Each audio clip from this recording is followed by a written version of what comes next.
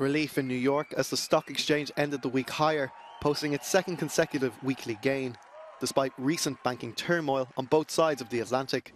Speaking in Canada on Friday, US President Joe Biden tried again to reassure the markets. The banks are in pretty good shape. What's going on in Europe isn't a direct consequence of what's happening in the United States. On Friday, Deutsche Bank shares plunged as much as 14%, their biggest loss since 2020, adding to fears of a looming banking crisis. But German Chancellor Olaf Scholz said there was nothing to worry about.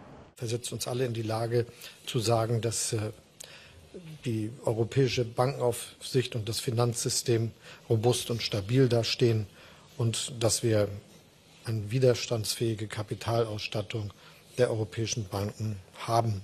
The world leaders' comments follow the collapse of two regional banks in the US and the emergency takeover of Switzerland's second largest bank, Credit Suisse, by rival UBS. Ukrainian troops defending the eastern city of Bakhmut from a months-long Russian assault say they're managing to stabilise the situation and hope to soon see the opportunity for a counterstrike. Meanwhile, a delivery of 8 German-made Leopard tanks sent by Norway has arrived in Ukraine. NATO Secretary-General Jens Stoltenberg praised Oslo's contribution. I welcome Norway's significant financial, humanitarian and military aid to Ukraine. This includes air defense systems, tanks, artillery ammunition and training for Ukrainian soldiers.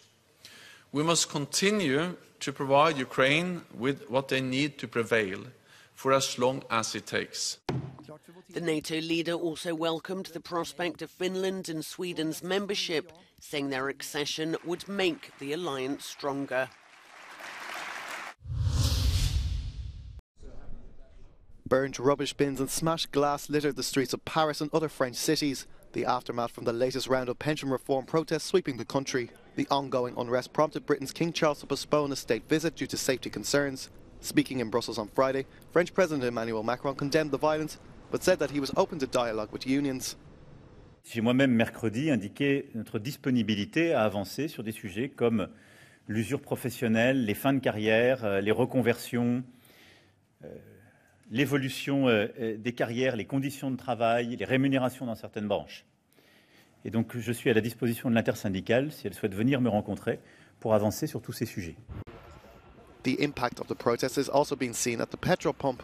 On Friday, security forces blocked the entrance of a Total refinery in northern France, where some employees have been requisitioned despite an ongoing strike to supply the Ile-de-France region with fuel. At least 34 migrants are missing after their boat sank off the coast of Tunisia, marking the 5th shipwreck in just 2 days.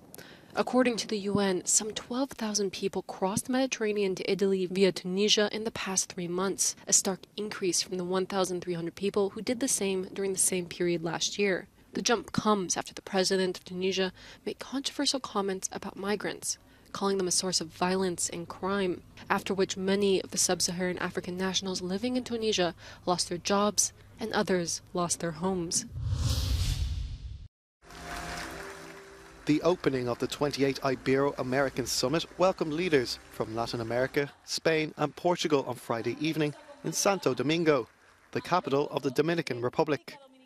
Leaders from 22 countries will seek agreements on tools to address the difficult economic situation in the aftermath of the COVID-19 pandemic, aggravated further by the Russian invasion of Ukraine.